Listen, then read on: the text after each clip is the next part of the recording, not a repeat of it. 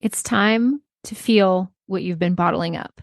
Life in rural America isn't easy. The long hours, the constant pressures, the demands of the land, livestock, and family, it all takes a toll. We're tough and we've got grit, but somewhere along the way, toughness started meaning bottling up emotions and powering through. But here's the truth. That strategy, it's not working and it's poisoning us. Maybe you've noticed and maybe you haven't, but the numbers don't lie. We're breaking down and it's showing up in our bodies, our relationships, and in the rising suicide rates in agriculture. You don't have to carry any of it alone. There's another way. If you're ready to stop being weighed down and start moving forward, my one-on-one Good Movement guidance is now open.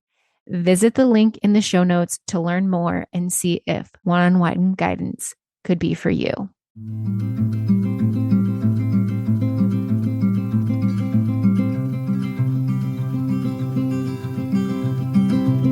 I'll carry you, you carry me, we'll help each other through it. Come on and see Good Movement draws good movement.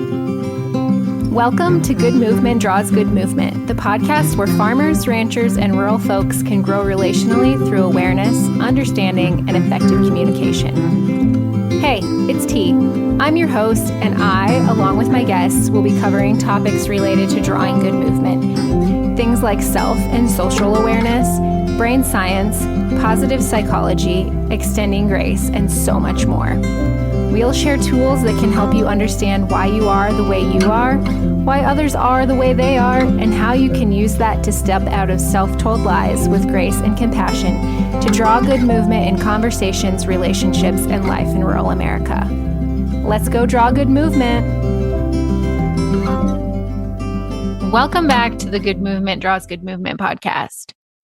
In ranching, fencing, and maintaining fences is a big part of managing our land and livestock. Often there are agreements, especially with neighbors, about who's responsible for which section of the fence. One neighbor might take the north side of the gate while the other handles the south. I have the north, they have the south sort of situation. It's a pretty clear verbal agreement. Maybe sometimes they're written down. I don't know. The only ones I know about are verbal. Or I should say the only ones I have personal experience with are verbal agreements. But the point is, we know whose job it is to fix or maintain each part of the fence. But what about in our relationships? Sometimes it's not so clear. We can run into conflict or tension and wonder, is this something that I need to work on? Or is this an issue that belongs to the other person? So in today's episode, we're talking about how to figure out whose side of the fence we're standing on or whose side of the fence it is to address a certain situation. When it's our time to do our own work and when we need to take a step back and let the other person do their work. Again, fences keep our livestock safe and secure. They help us manage our range, all the things. But fences, they need maintenance. Sometimes fences have been around for generations and they're starting to show their age. The wire's getting rusty, the staples are coming out, the posts are breaking off. They're starting to show their age. Other times, things like storms or wildlife can help expedite their disrepair.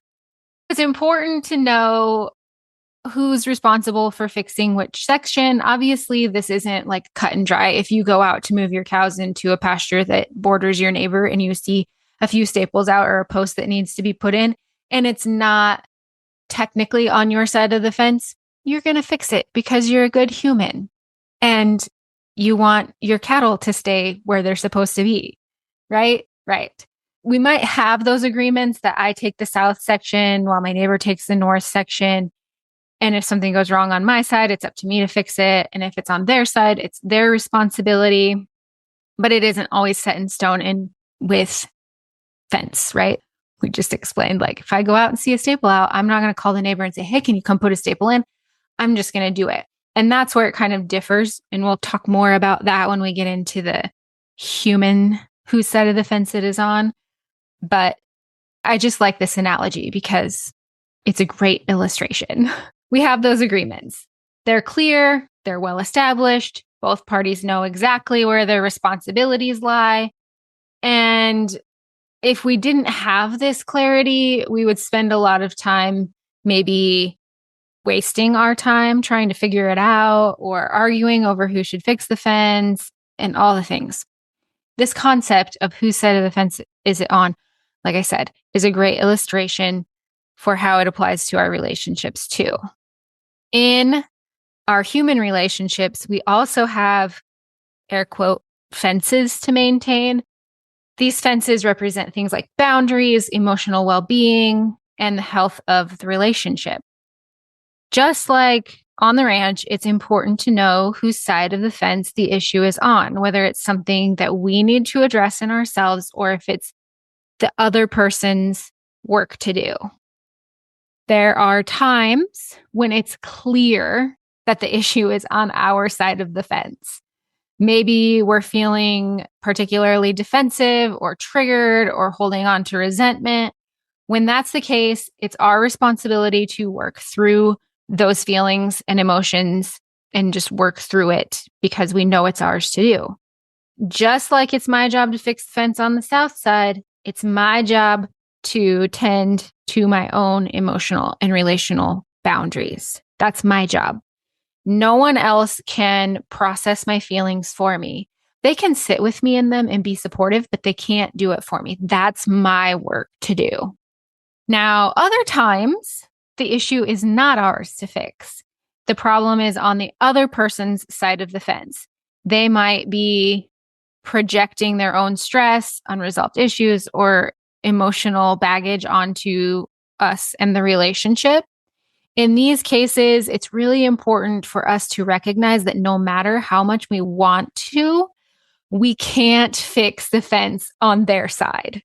That's their work to do. Just like they can't fix the fence on our side when we're talking about relationships and mental and emotional well-being, they can't fix it for us and we can't fix it for them. That's where this differs.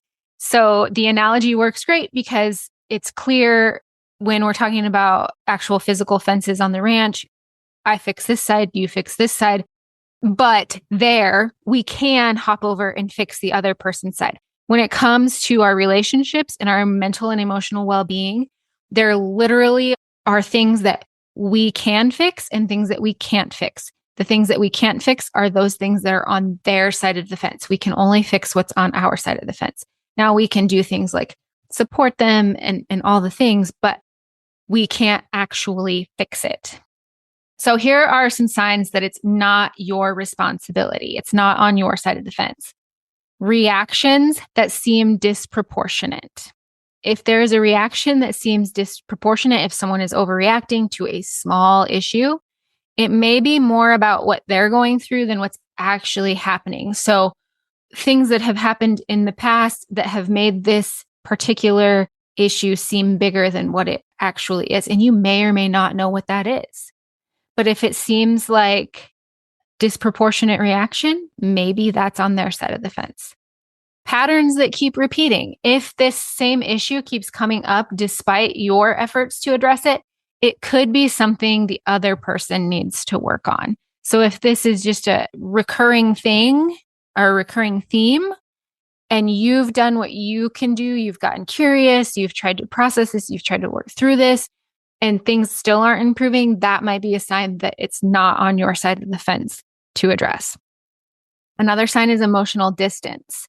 When someone pulls back emotionally, it might be a sign they need to process their own feelings before they can fully engage in the relationship.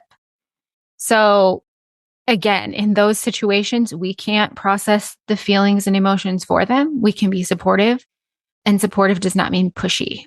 It means being there for them. So when we go about determining whose side of the fence things are on, there are a couple of things that are very helpful in helping to determine whose side of the fence it's on. The first is honest self-reflection. So ask yourself, am I reacting out of insecurity or past hurt? is this something that I need to work on internally, like regulating my emotions or checking my perspective? And what can I own about this situation? What is mine to do? The second thing is getting curious, but not judgmental. If you've done your own work and you still feel the issue is on the other side of the fence, it's time to get curious about the other person's experience without judgment. Let me say again, curious without judgment. So things that you might ask, I've noticed this issue keeps coming up. What's going on? I feel like we're not on the same page. Can you help me understand what you're feeling, what you're thinking, what's going on? This opens up a conversation where both parties can explore their own side of the fence. So again, like when we talked about validating in the validation series, you're validating here when you're getting curious and not judgmental. You're saying, I've noticed this. I feel like we're not on the same page. Can you help me understand what's going on? What are you thinking? What are you feeling? Etc. That validation plus honest, non-judgmental curiosity really opens up the line so that you can understand. And if it's on your side, it gives you a path forward. And if it's on their side, then it also gives you a path forward, because then you know if you need to be there and support, but you also know that it's not your work to do. So when it's on the other side, again, offer support, not solutions. So when it's clear that the issue is the other person's work to do, it's on their side of the fence, our job is not to jump over and fix it for them. We can't. So instead, we should hold space and offer support. So say things like, I can see this is something you're working through and I am here for you. Do you need me to be a listening ear, or would you like me to reflect back to you what I'm seeing? Sometimes people will just say, I need you to be a listening ear. I need you to sit with me in this. And sometimes people will say, I don't think I can see this picture clearly. Can you please help me? And in that case, that opens the door for you to reflect back to them what you're seeing. The other thing to do is maintain your boundaries. So just because the issue is on the other person's side does not mean we have to put up with unhealthy behavior. If their fence is falling apart and affecting the relationship, you can maintain boundaries. You can put up your own fence. I like to describe boundaries as fences. Maybe that's another podcast episode where I talk about the different types of fences and the permanentness, or maybe I did talk about that in the last boundaries episode. Anyway, I'll go back and check it out. If we needed to dive further into that, we for sure will. But you maintain your boundaries. So in those situations, you might say, I understand that you're going through something, but I need to take a step back until we can work through this in a healthy way. Or I understand that this really sucks right now, but I'm going to need a minute. So again, just like on the ranch, knowing whose side of the fence an issue is on brings clarity and prevents confusion. It also might prevent further future conflict. So when we know what we're responsible for, whether it's fixing our own emotional fences or recognizing that someone else has some work to do on their side, we can navigate our relationships with more grace, patience, and understanding. Next time you're in conflict or facing tension in a relationship, ask yourself, whose side of the fence is this on? Do I need to do some work on my side? Or is it time to support the other person as they work through something on theirs? With that, until next time, draw good movement. Thanks so much for tuning in. I'm so grateful for you. If you found value in this episode, I'd love for you to share with others who might also benefit from tuning in. Share by word of mouth, send it in a text, take a screenshot and post it on social media, or share however you prefer. And if you haven't already, hit the follow or subscribe button so you never miss an episode. Until next time, draw good movement.